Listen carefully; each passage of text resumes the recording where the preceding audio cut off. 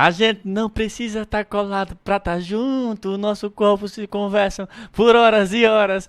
Tempo de quarentena, mas estamos aqui. Olá, pessoal. Meu nome é Alan. Nós estamos começando o primeiro podcast do Precisamos Falar Sobre. E aqui a Reta Cursos vai fazer isso de forma semanal. Eu, junto com o professor e coordenador do Enem, Mário Vitor, vamos coordenar esse novo projeto que vai trazer, na versão de áudio, dicas e informações relevantíssimas para resolver os teus problemas no estúdio. Diga aí, Mário Vitor, manda um oi para essa galera. Fala, meu amigo Alan Monteiro, tudo na paz? E aí, galera?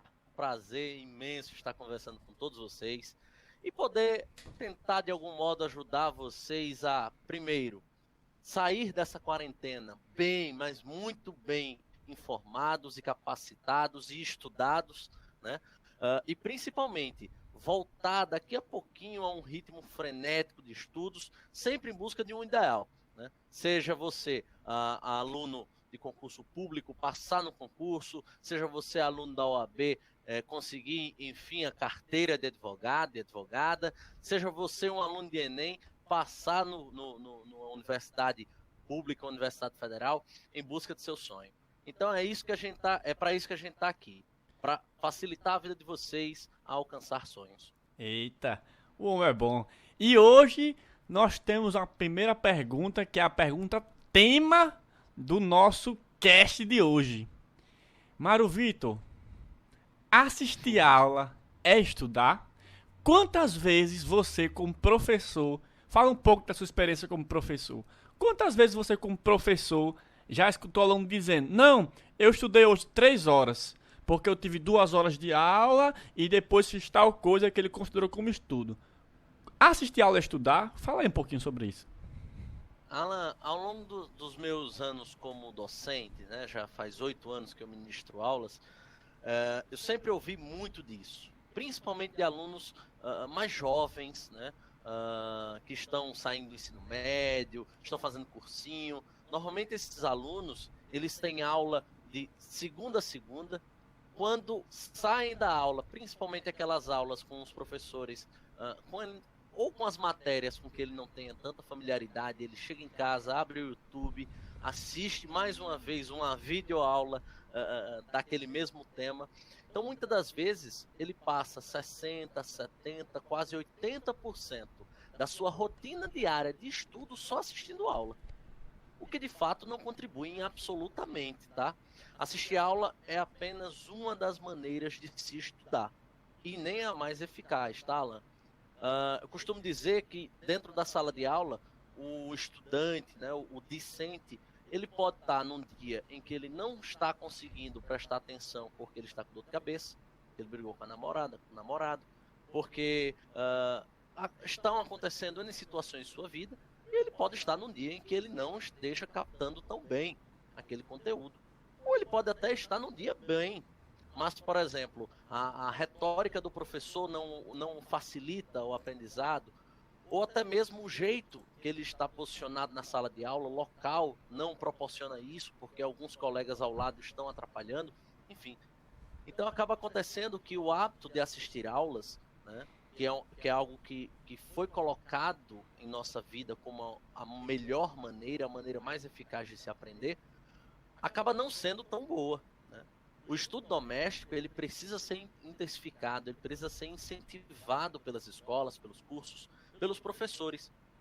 Afinal, pela perspectiva da taxonomia de Bloom, a sala de aula só vai contribuir para você por meio de uma exposição de assuntos em 10, 15% no máximo de todo o conteúdo.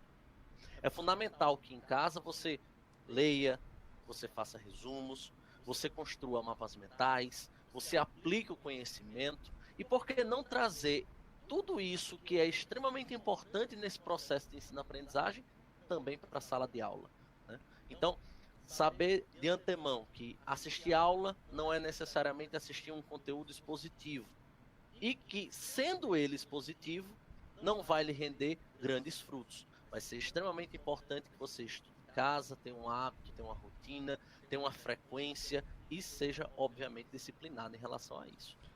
É um negócio muito interessante que você falou, que é a questão da eficiência, né?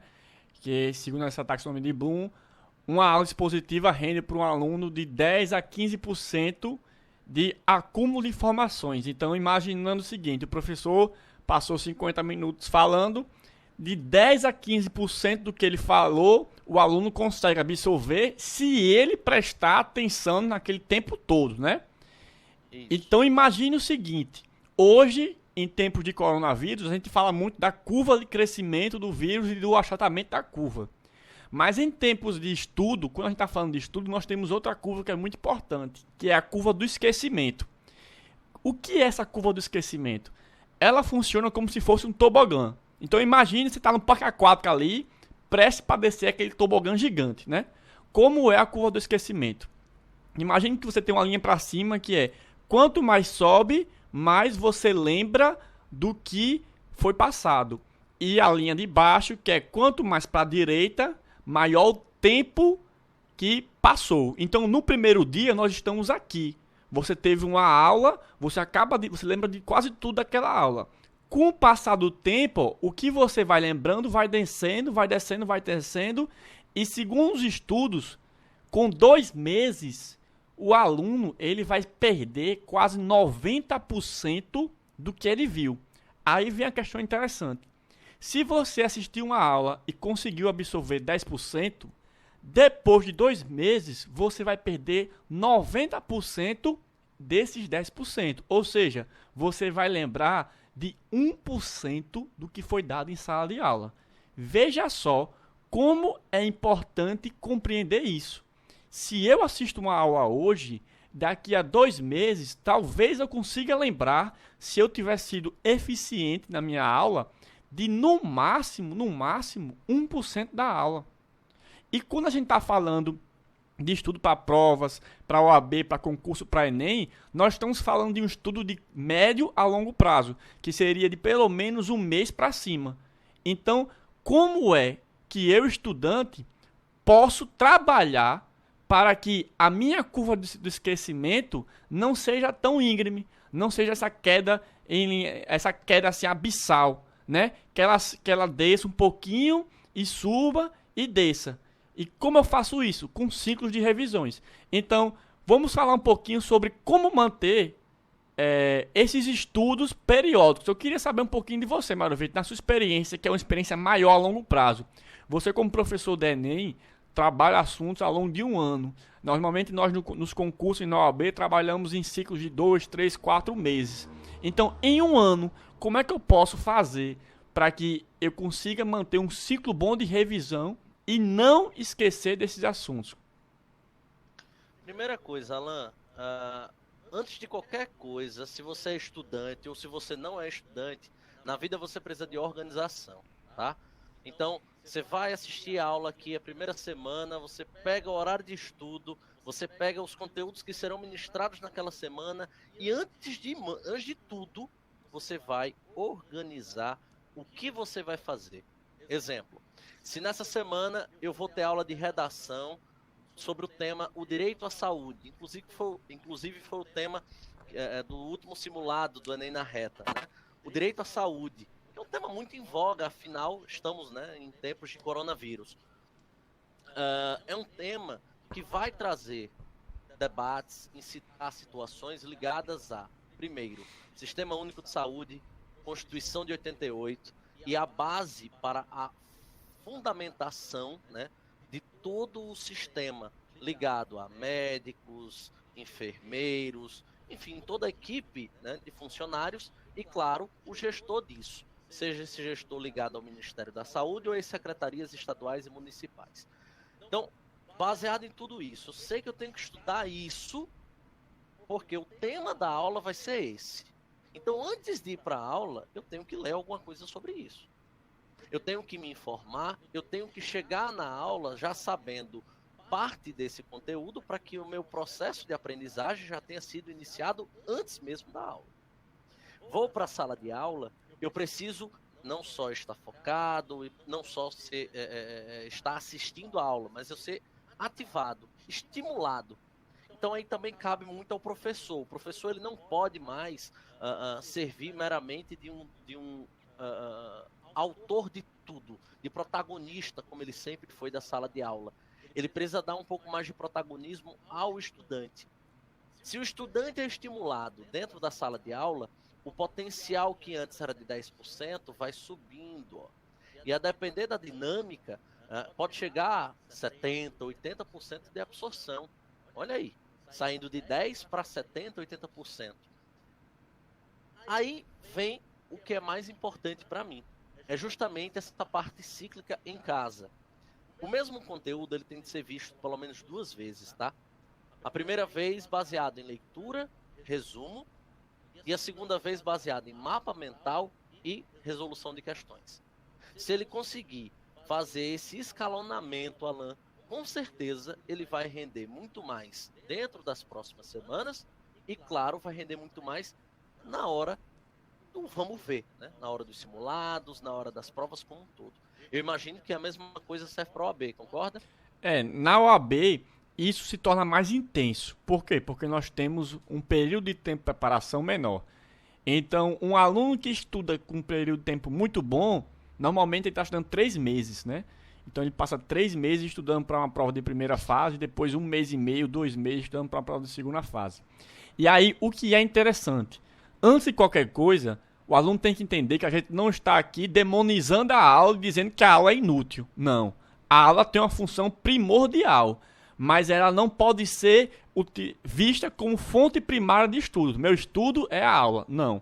Então, qual a importância da sala de aula e como eu posso utilizá-la para beneficiar meus estudos? Isso eu acho que o aluno tem que ter em mente. Então, por exemplo, eu coloco 3 fatores de importância para uma aula, para você assistir a aula. Qual a importância da aula? A aula tem importância no fator disciplinador, o fator orientador e o fator facilitador. O fator disciplinador é aquele.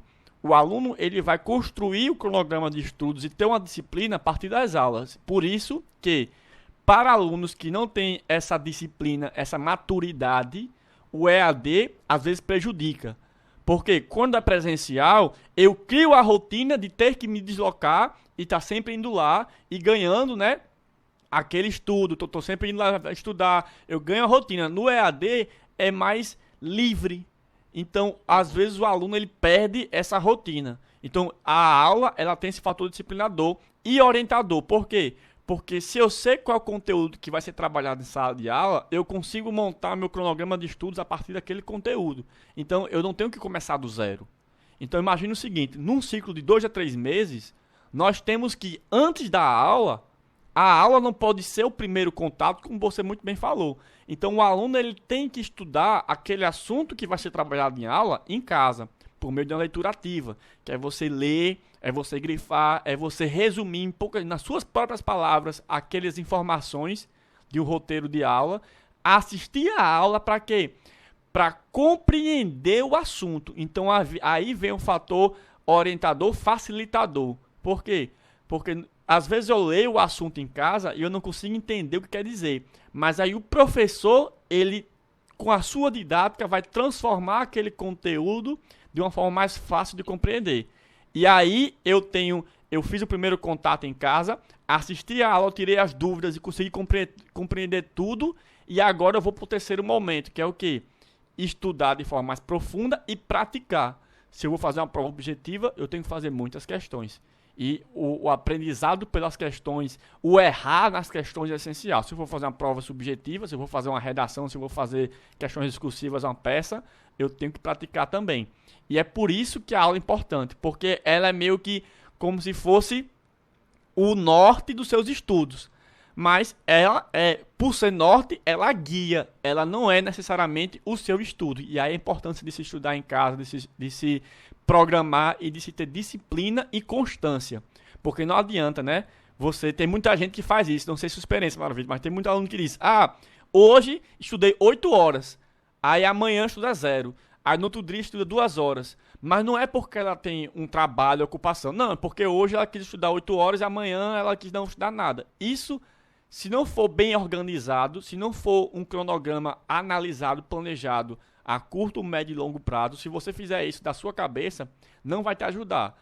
pode te prejudicar, porque vai chegar um momento que seu corpo não está preparado para passar aquela carga de horário de estudos. Então, no dia que você estudou 6 horas, às vezes 3, 4 horas dos seus estudos não vão ajudar, porque você vai estar cansado, e no outro dia você não vai estudar nada. Aí, aquela aula que teve no dia que você não estudou nada, às vezes você perdeu o conteúdo. E aí, você fica desbalanceado, né?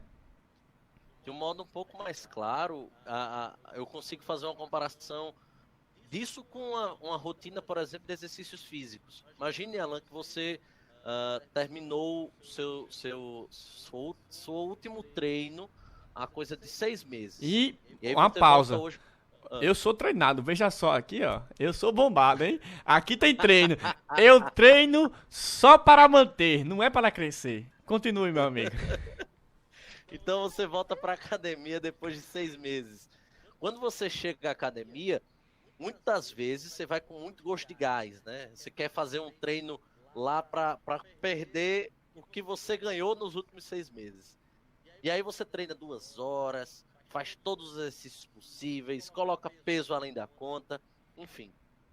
No outro dia você não vai porque você está doente. E aí você não só não vai no outro dia, como você vai passar uma semana inteira sem ir. E aí na outra semana você vai repetir a mesma coisa e vai passar mais uma semana sem ir. É exatamente a mesma coisa de quem estuda 8 horas num dia e passa 3 dias sem estudar. É exatamente a mesma coisa. E aí você vai estar se prejudicando, tanto emocionalmente, porque no dia que você vai estudar 8 horas, você já vem com ansiedade. Eita porra, tenho 8 horas, eu tenho uma reca de assunto para pôr em dia. E aí você nem estuda com eficiência, porque você está ansioso, você quer terminar logo, né? Você já quer entregar o resultado final, né? O resultado pronto. E você não se organiza. E aí tem, mais uma vez, aquele problema. Se você nem mesmo tem a capacidade de ir à aula porque está mal emocionalmente, mal fisicamente, porque não se organiza, aí você perde totalmente o seu norte. Então foi muito interessante isso que você trouxe como a aula como um norteador, e de fato concordo muito com você. Nós professores temos esse papel. Eu imagino aqui, fazendo até um paralelo, conheço muitos professores que são muito desorganizados porque têm uma rotina muito assídua de aulas e situações afins, que querendo ou não, o Brasil meio que provoca para um professor, já que normalmente os professores têm uma vida muito atribulada por conta das horas aula e coisas afins, né? Aí você pega um professor desorganizado. Esse professor desorganizado, ele entra em sala muitas vezes sem saber do que vai ministrar. E aí você pega o aluno. O aluno, ele vai pegar quem? O exemplo do professor. Se o professor é desorganizado, provavelmente o aluno também será desorganizado. Aí, essa desorganização vai passar para a sala de aula. E, consequentemente, vai passar para o estudo em casa. Então, tudo começa também do professor, tá? O professor, ele tem a necessidade de trazer um conteúdo organizado, de indicar os melhores caminhos para esse aluno, e o aluno, evidentemente, tem que saber aonde ele está, como ele está e por que ele está seguindo tal condição, né?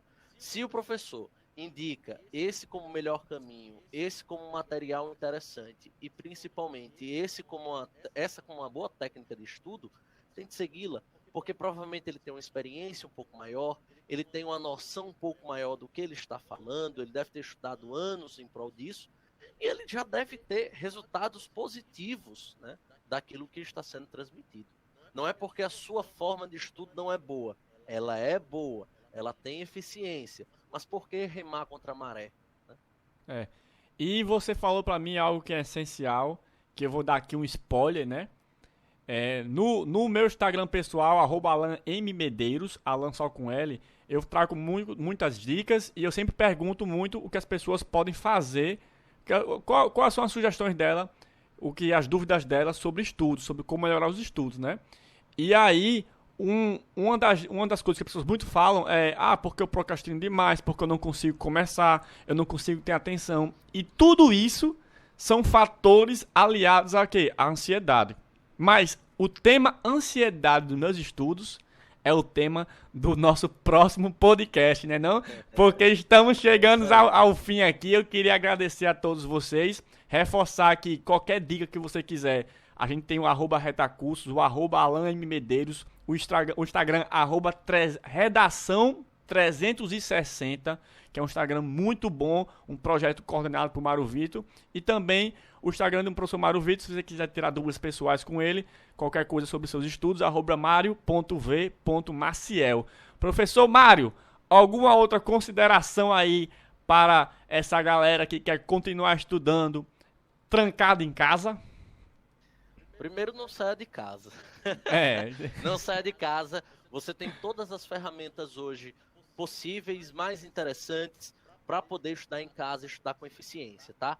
Segundo, mantenha uma rotina.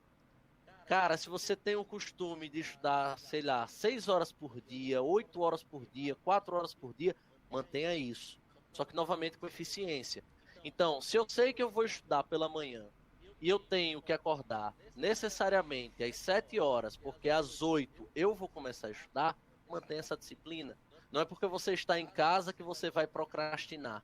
Essa procrastinação, ela vai fazer com que você perca por completo seu equilíbrio na hora de estudar. Então, estude com rotina, com disciplina e com eficiência. Exatamente. É isso aí. E para criar rotina e disciplina, não é da noite pro dia. É um processo. Então também não se cobrem. Amanhã, segunda-feira, quero começar acordando às 5 da manhã para já aí fazer uma atividade física em casa e já começar a estudar. Você acorda normalmente de que horas? Acorda de 8. Então vai ser muito difícil você, da noite pro dia, começar a acordar já de 5 da manhã todo dia. Então faça o seguinte, se eu acordo de 8 hoje, se normalmente eu acordo de 8 e eu quero acordar mais cedo, amanhã eu acordo de 7h45, passo uns 2, 3 dias, depois vou acordando 7h30, depois vou acordando às 7 horas, até chegar na hora que eu quero acordar, né? Pra ganhar a disciplina, porque é algo a longo prazo, tá certo, pessoal?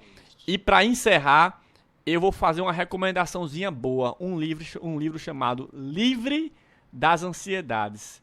Livres das Ansiedades. Pode procurar no Google, leiam, que ele vai ser uma das bases que nós vamos utilizar para o nosso próximo podcast. Mário Vitor, alguma recomendação? Alan, eu vou recomendar hoje um filme, tá? Um filme muito bonito, que tem muito a ver com essa questão aí da ansiedade. Na verdade, ele é um dos livros que mais me familiarizei na minha época de jovem adulto, há alguns anos, que é As Vantagens de Ser Invisível, tá? É um filme que é bastante comovente, muito bonito, como eu disse mais uma vez, e que com certeza vai fazer você refletir um pouco mais sobre empatia, sobre como tratar o outro ser humano e sobre enxergar aqueles que normalmente não são enxergados. Maravilhoso. Então, pessoal, é isso aí. Próxima semana, nesse mesmo dia, nesse mesmo bate-horário, estaremos aqui de novo. Forte abraço e tchau!